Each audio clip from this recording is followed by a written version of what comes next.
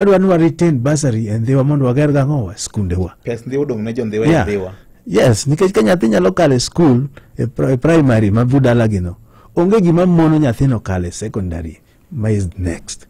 koro kata kowuok no dhi college sawa college badwa dino negi nikech ka gero TVET agero KMTC unless need watimo medicine koro nyalo wuok koro adwaro nyathi o ECD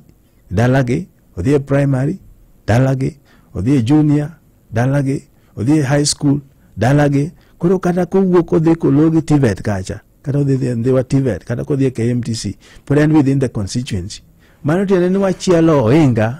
ne pesa wa matin ma government omiwagi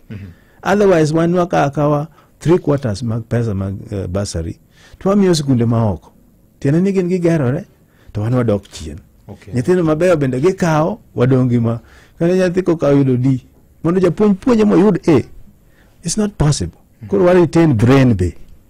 ndhiwa ka mondo wamigi scholarship gin bende gi increase performance sikunde orieny nyithindo maoko ka bende koro ka sikunde orieny ka gin bende gikelnwa pesa.